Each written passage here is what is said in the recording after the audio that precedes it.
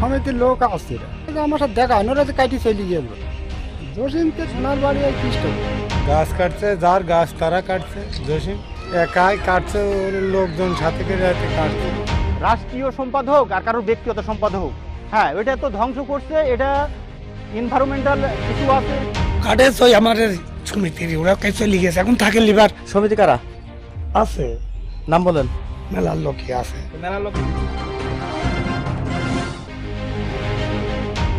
কুষ্টিয়া মিরপুর উপজেলার জিকেক প্রকল্পের ক্যানেলের দুই পাড় যেন এখন নীরব সাক্ষী।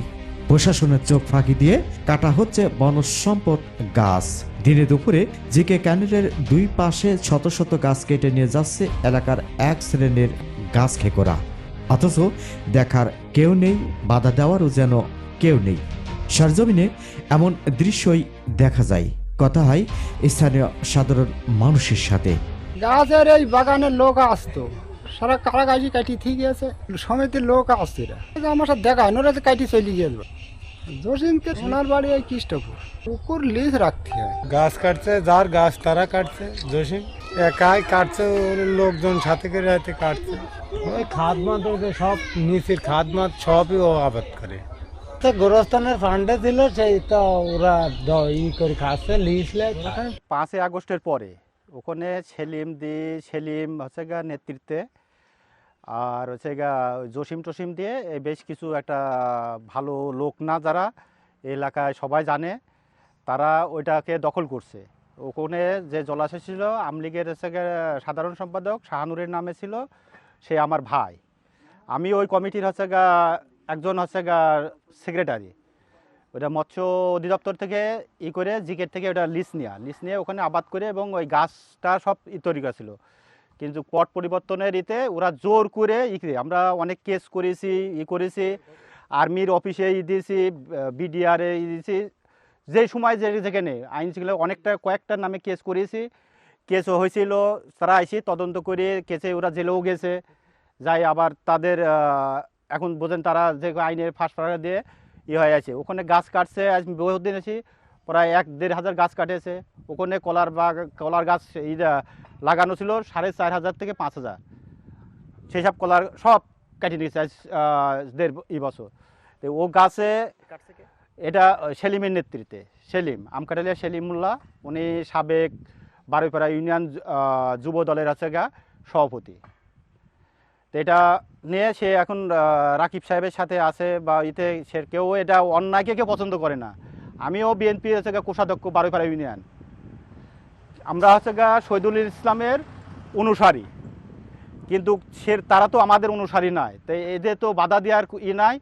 আর ওই গেলে আমাকেও একদিন হচ্ছে সামনে ওর ভাইটাই দিয়ে, এটা আপনারা অন্য লোকের থেকে শুনলে তাদের হিস্ট্রিটা খুঁজে পাবেন। শুধু আমি ব্যক্তিগত বলবো না, বা জনগণও বলে দেবে যে কোন ক্যারেক্টারের ওরা হচ্ছে তৈরি।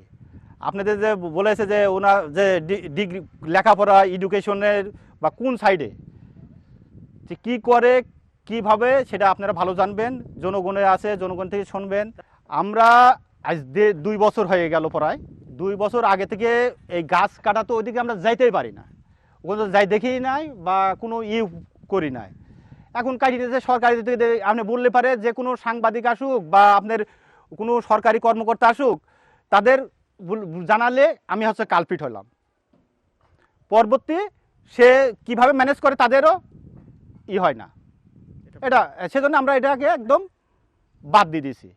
আমার এই ব্যবসার একটা প্রতিষ্ঠান, এই যে ব্রিকফিল্ড দেখছেন, এটা করতে পারছি না ডিউ টু কস্ট আছে, কিন্তু ওই একই। আমি আপনাদের মাধ্যমে কী যাবো, এটা জনগণ তো দেখছে, বা আমি চাই যে কোনো একটা শান্তি শৃঙ্খলা ফিরে আসুক বা কারোর অন্যায় অত্যাচার থেকে বিরত থাকুক। রাষ্ট্রীয় সম্পদ হোক আর কারোর ব্যক্তিগত সম্পদ হোক, হ্যাঁ ওইটা তো ধ্বংস করছে। এটা এনভায়রনমেন্টাল ইস্যু আছে, আপনার হচ্ছে সব দিকের ইস্যু আছে আপনার। আমরা চাচ্ছি যে কোনো এটা গাছটা থাক, যাতে আমাদের দেশের হচ্ছে এটা হচ্ছে অক্সিজেনও আমাদেরকে গাছ থেকে বলে দেয়, এটা জানি। তো যাই হোক, সবাই আসি তো কর্ম করে বা করে ওই গাছের ছায়ায় যায়, সেটি কিছু না হলেও আমরা হচ্ছে ভুক্তভোগী যারা মাঠে কাজ করে বা যে ওই গাছের ছায়ায় কিন্তু যাই একটু রেস্ট নিতে হয় যখন সময় আসে। আর এই গাছ যদি কাটা হয়, এরকম যদি গাছ কাটি যদি সব কিছু ই করে ফেলা যায়, তাহলে আপনি সেই আশ্রয়টা কেউ পাবে না। তা আমার বিশ্বাস আপনাদের মাধ্যমে যখন আপনারা আইছেন, আমি খুব জানি না কতটুকু কার্যকারিতা হবে, এটা আমি বিশ্বাস করতে পারছি না। তারপরও যদি আইছেন, দেখা যায় যদি এরকম না, এরকম হাজার হাজার হয়তো যে করছে, যারা ভবিষ্যতে যাতে করতে না পারে, এইটা যাতে ভালো হয়। আমি এই যখন কথা বলছি, হয়তো এই লাইফটা জানি না তারা আমার পাশে আক্রোশ করবে কি না, কিন্তু এটা আমি ভুক্ত আমার বহুত টাকা চলে গেছে, এটা সবাই জানে। আমাদের যে বর্তমান 2 ক্যান্ডিডেট আছে তারাও জানে। আমি অধ্যাপক শহীদুল ইসলামের সাথে দল করতেছি, তার ভালোবাসায়, তার আদর্শে, এবং সে যেটা করে সেটাই। এখন সে আমাদের হ্যান্ডওভার করে দিয়েছে যেখানে, কিন্তু দেখা যাচ্ছে আমাদের ভিতরে কিছু লোক এত নোংরা, দ্যাট এটা বলার অপেক্ষা রাখে না। আমি যাচ্ছি যে এই দেশের সম্পদ যে যাতে সুরক্ষা হয়, এখানে প্রশাসন আছে, ধরেন যে মেলা অধিদপ্তর আছে, তাদের যার যার দায়িত্বে থেকে তারা যাতে এইটা রক্ষা করে, এটাই আমার খুব আকুল আবেদন। স্থানীয় মানুষদের কথার সূত্র ধরে কথা হয় গাছখেকো সেই জসিমের সাথে। কাটে ওই আমাদের সমিতির ওরা কাজ চলে গেছে, এখন থাকে লিভার সমিতি কারা আছে, নাম বলেন?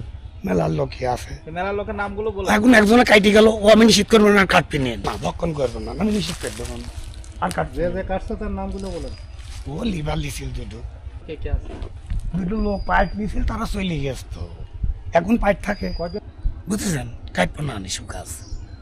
ওরা কাটে আছে, বললাম নিশ্চিত করলাম, ওরকম পড়েই থাকবে না, গাছ নিয়ে যাবে। কাটেছে কারা কারা, তাদের নাম বলেন না কে? ওটা লিভার ভাই চলে গিয়ে আদরে আমার মা পিলো হয়রানি করার দরকার নেই, আমি ব্যবসা করি মাছি না কাটলে তো আর ওখান গাছটা দেখা যাচ্ছে না, এখানে তো কাটেছে। মোহাম্মদ রফিক, আর কে নিউজ 24।